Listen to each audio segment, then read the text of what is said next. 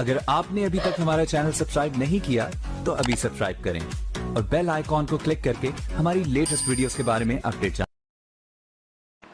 نحمده ونصلي على رسوله الكريم اما بعد فاعوذ بالله من الشيطان الرجيم بسم الله الرحمن الرحيم قال الله تبارك وتعالى في القرآن المجيد والفرقان الحميد ويطعمون الطعام على حبه مسكينا ويتيما وأسيرا صدق اللہ العظیم وصدق رسولہ النبی الامین الکریم ونحن على ذلك لمن الشاہدین والشاکرین والحمد للہ رب العالمین۔ محترم معزز عزیزان ملت اسلامیہ، السلام علیکم ورحمۃ اللہ وبرکاتہ۔ خطبہ مسنونہ کے بعد میں نے آپ حضرات کے سامنے سورہ دہر کی 8ویں آیت تلاوت کرنے کا شرف حاصل کیا۔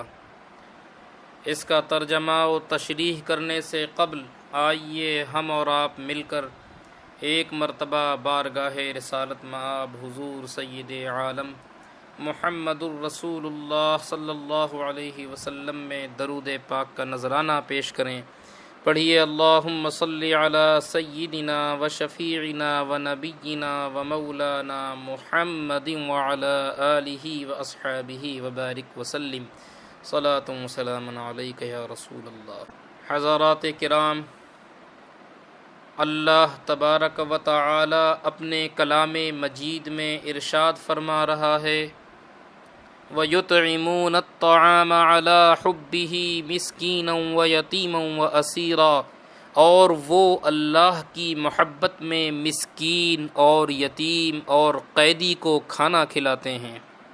اس آیت کا ایک معنی یہ ہے کہ اللہ تعالیٰ کے نیک بندے ایسی حالت میں بھی مسکین، یتیم اور قیدی کو کھانا کھلاتے ہیں جبکہ خود انہیں کھانے کی حاجت ہو، لیکن وہ اپنی حاجت اور اپنی خواہشات پر مسکینوں، یتیموں اور قیدیوں کو فوقیت دیتے ہیں اور انہیں کھانا کھلاتے ہیں جبکہ انہیں خود اس کی کثیر حاجت ہوتی ہے۔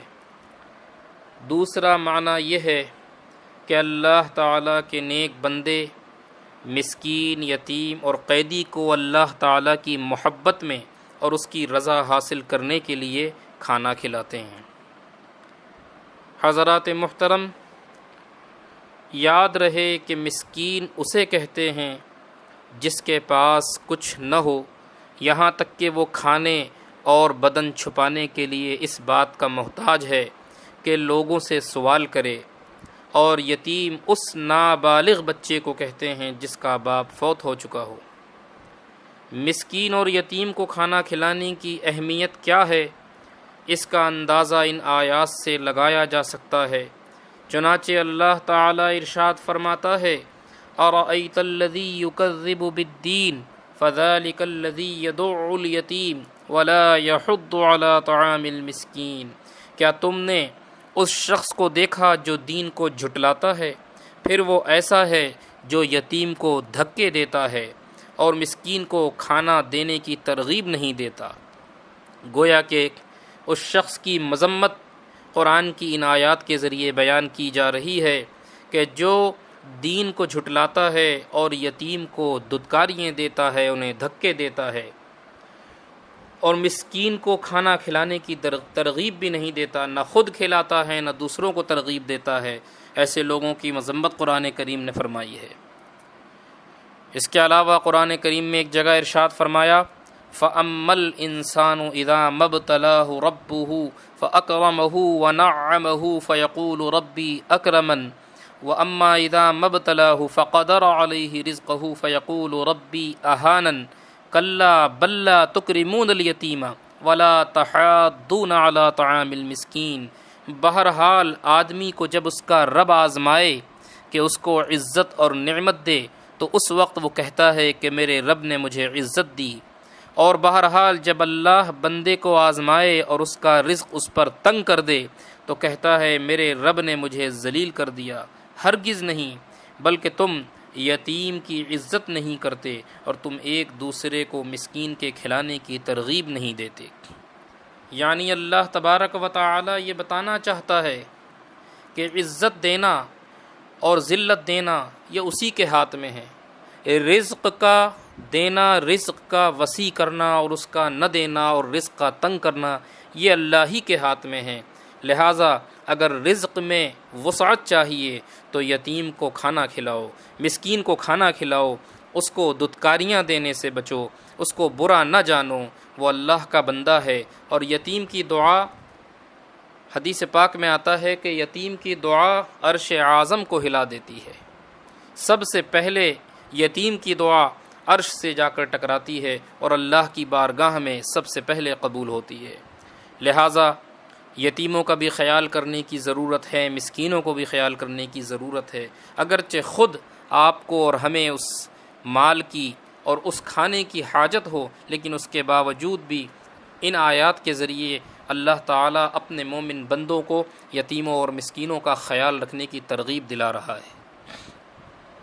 عزیزان ملت اسلامیہ، اس آیت میں جو میں نے بیان کی وَيُطْعِمُونَ الطَّعَامَ عَلَى حُبِّهِ مِسْكِينًا وَيَتِيمًا وَأَسِيرًا کہ وہ اللہ کی محبت میں مسکین اور یتیم اور قیدی کو کھانا کھلاتے ہیں، تو اس آیت کریمہ کے تعلق سے مفسرین کرام نے کئی واقعات بیان کیے ہیں۔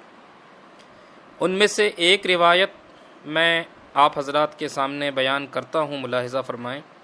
حضرت ابن عباس رضی اللہ عنہما سے روایت ہے، ایک مرتبہ فرماتے ہیں کہ ایک مرتبہ حضرت سیدنا امام حسن اور سیدنا امام حسین رضی اللہ عنہما بیمار ہو گئے،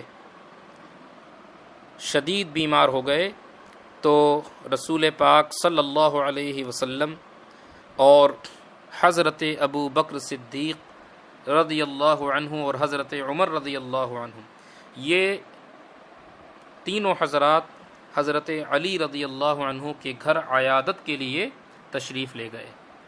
حسنین کریمین بیمار ہو گئے اور نبی کریم صلی اللہ علیہ وسلم کے ساتھ آپ کے دونوں اصحاب شیخین حضرت ابو بکر صدیق اور حضرت عمر فاروق رضی اللہ عنہما یہ عیادت کے لیے تشریف لے گئے۔ حسنین کریمین کو جب بیمار دیکھا تو ان تینوں حضرات نے، اللہ کے نبی اور آپ کے دونوں اصحاب نے حضرت علی رضی اللہ عنہ سے کہا کہ آپ ان کے لیے نذر کیوں نہیں مان لیتے، یعنی یہ بیمار ہیں، ان کے لیے کوئی نذر مان لیجئے کہ اللہ انہیں شفا دے دے تو میں یہ کام کروں گا۔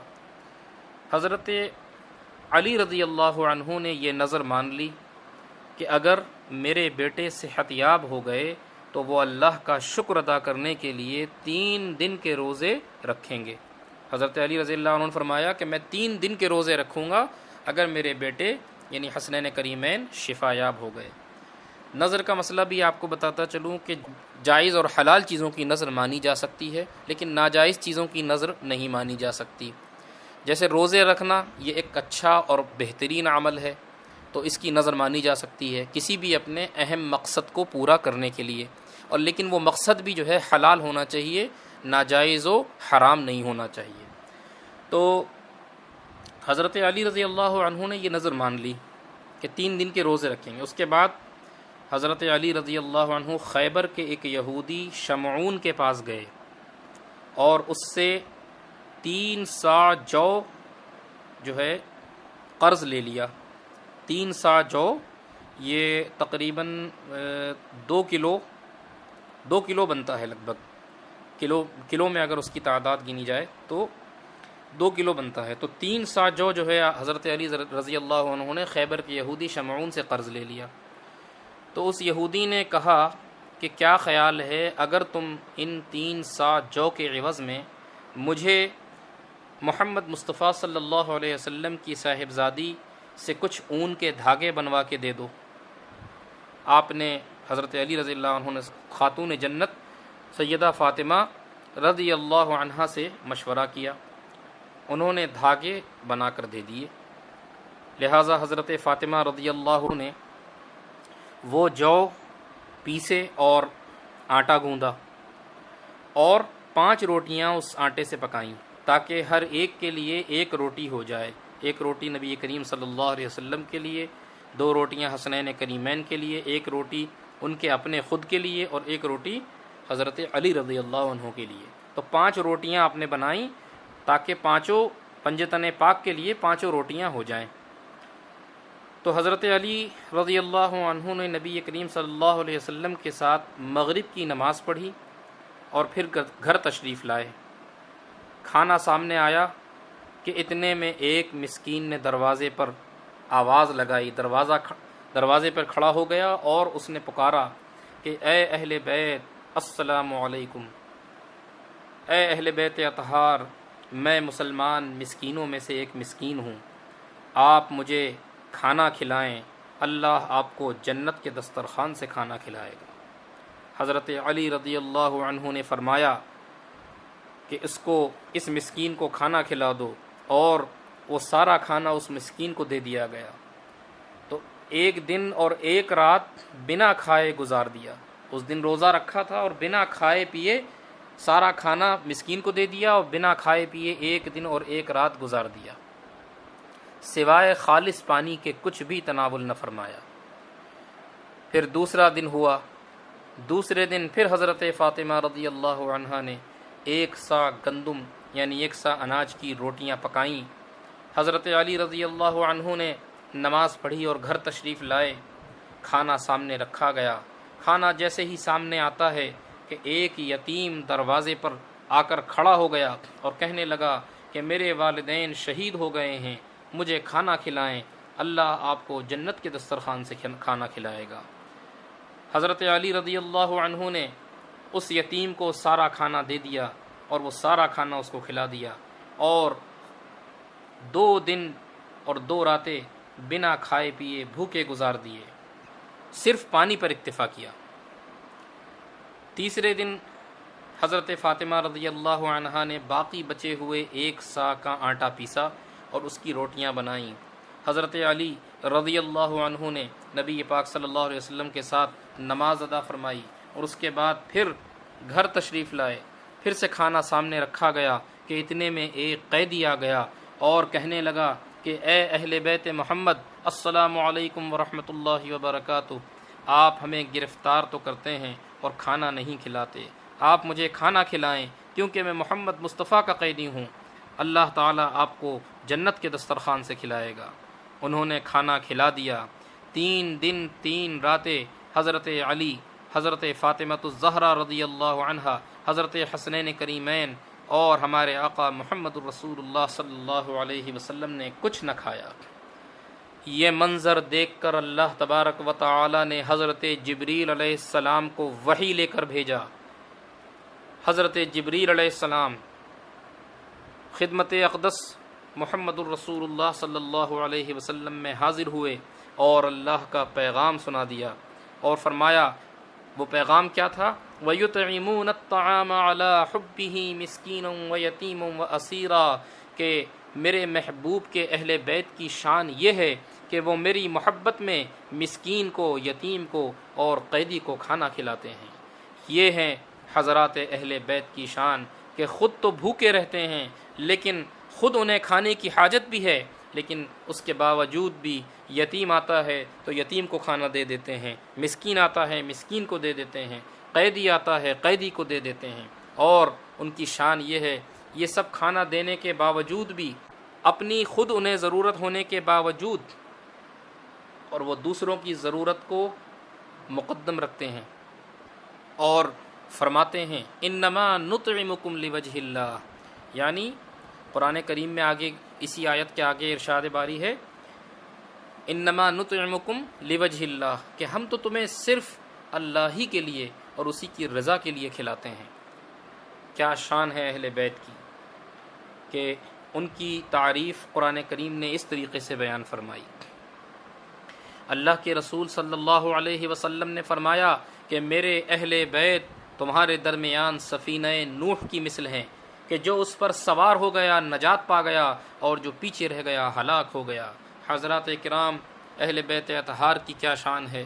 اللہ کے رسول صلی اللہ علیہ وسلم نے صاف طور پر ارشاد فرما دیا کہ جس طریقے سے حضرت نوح علیہ السلام کی کشتی میں جو لوگ سوار تھے وہ عذاب الہی سے بچ گئے، نجات پا گئے، اور جو ان کی کشتی میں سوار نہ ہوئے تو وہ محروم رہے اور عذاب میں گرفتار ہو گئے۔ اہل بیت کا بھی یہی معاملہ ہے کہ جو اہل بیت کے دامن سے وابستہ رہے گا وہ نجات پا جائے گا، وہ عذاب الہی سے محفوظ رہے گا، اور جو اس کشتی میں سوار نہ ہوگا، جو ان کے دامن سے وابستہ نہ ہوگا اور بلکہ ان سے دشمنی رکھے گا، ان سے عداوت رکھے گا، تو اس کا معاملہ بالکل عذاب نوح علیہ السلام ہی کی طرح ہوگا اور وہ غرق یاب ہو جائے گا۔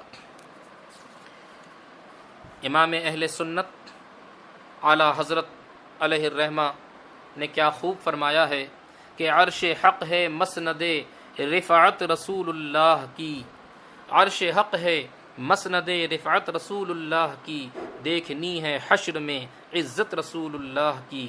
اور اہل سنت کا ہے بیڑا پار اصحاب رسول، اہل سنت کا ہے بیڑا پار اصحاب رسول، نجم ہے اور ناؤ ہے عطرت رسول اللہ کی۔ اللہ ہمیں اہل بیت کرام سے عقیدت و محبت کی توفیق عطا فرمائے، ان کے دامنوں سے وابستہ ہونے کی توفیق عطا فرمائے، ان کے نقش قدم پر چلنے کی توفیق عطا فرمائے، آمین۔ وآخر دعوانا الحمد للہ رب العالمین، والسلام علیکم ورحمۃ اللہ وبرکاتہ۔